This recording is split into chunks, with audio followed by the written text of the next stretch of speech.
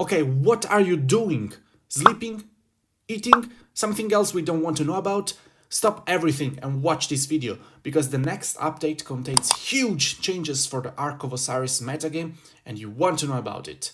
My friend DB gently woke me up to tell me about this update, so rip my sleep and slap a like on the video and subscribe to the channel in honor of my lost sleep.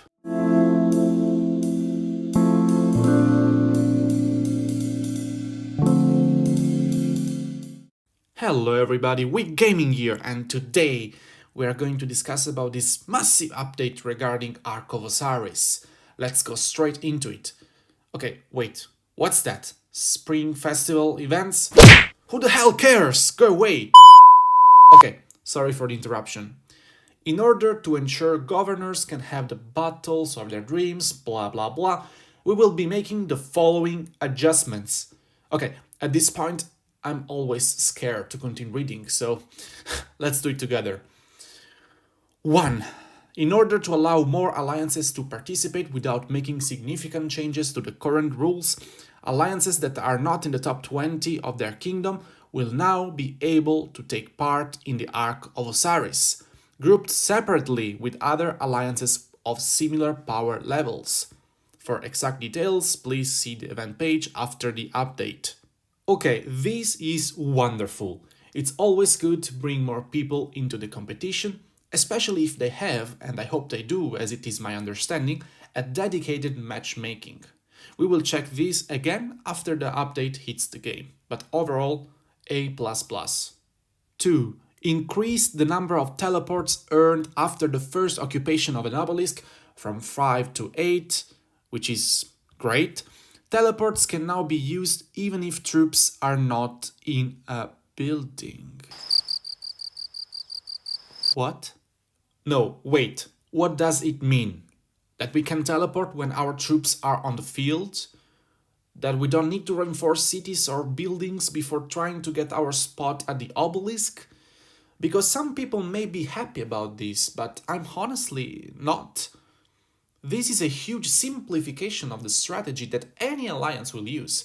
Beforehand, you had to have a list of players and calling them out in the middle of something in order to have their marches reinforcing something and preparing for the teleport. I mean, I'm a big fan of optimizations, but I hate simplifications. Because trust me, the results all depend on how the team is capable of adjusting on the fly.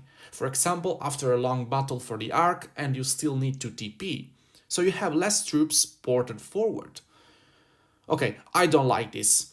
I'll give this a B just because of the increased teleports on the obelisk occupation. 3 more per side for a total of 6. Removed the Divine Aid skill and adjust the effects of other skills. Adjust skill effects will be viewable from the ARK of Osiris page after the update. Okay, I'm sweating now. I need to do some math. Wait a second. Okay, I'm back! Considering that with the previous ARK of Osiris update, you would have already 3 skill points in the beginning, so your Divine Aid was already available, or you would have suicided T1 to get your points. We will speak about this later.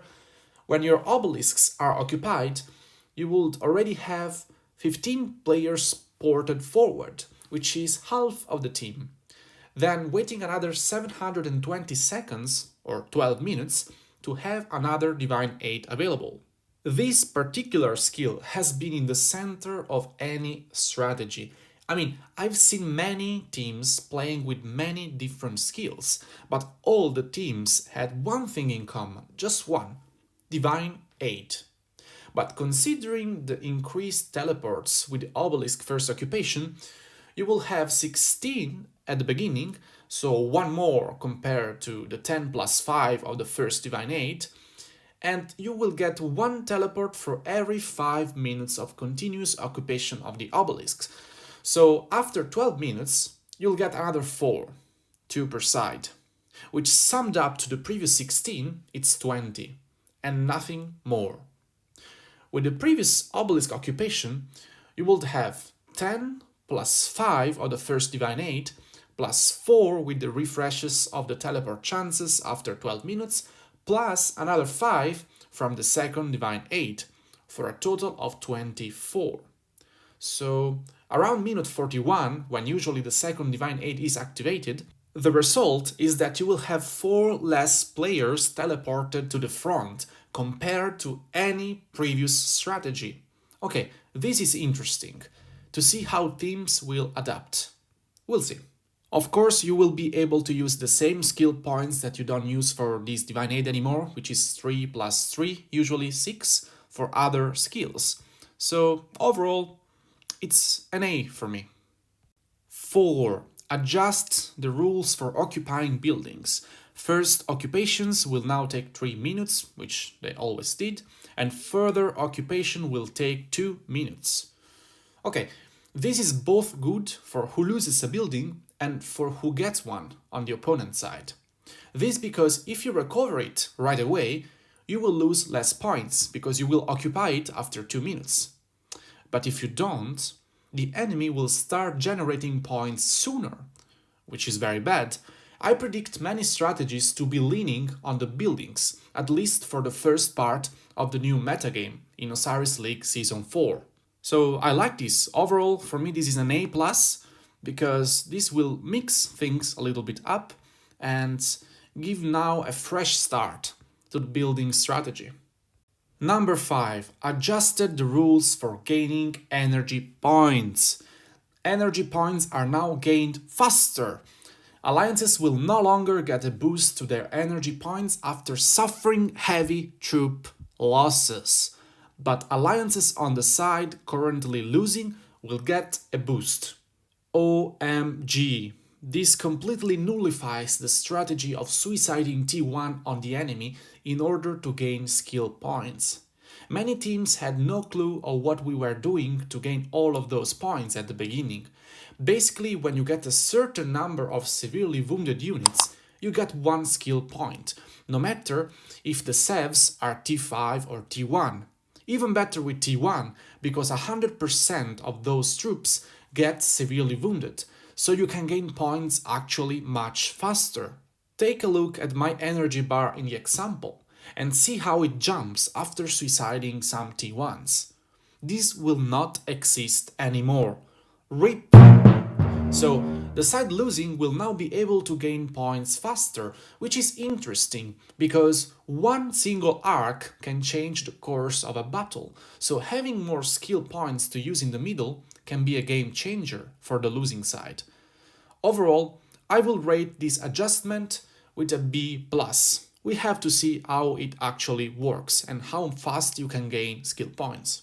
Number 6. Optimized the ARK of Osiris map display. We like this, A++. Number 7. Significantly increased the rate at which severely wounded units are healed. We like this, less speed-ups wasted in ARK of Osiris, A++++++. Final, number 8. Reduced alliance score earned from caravan visits, but individual score will not be affected. Well, this is unexpected, so people will not lean on a gathering strategy anymore. Maybe people will not use Insatiable Desire anymore, depending on how the rate of the points gained is adjusted. Well, the individual score just does not matter because I think you get a third of what you actually gather in provision score, but that was not actually relevant. So overall, this is a super exciting update. I did not see this coming. I would love to read your comments in the comment section down below. Please let me know what you think about it. And if you become a member of the channel today, you will be able to comment in the section below with the new emojis, so think about it. As always, please, if you enjoy my content, leave a like and subscribe to the channel not to miss out to any future content. And as always, I will see you on the next one. Ciao!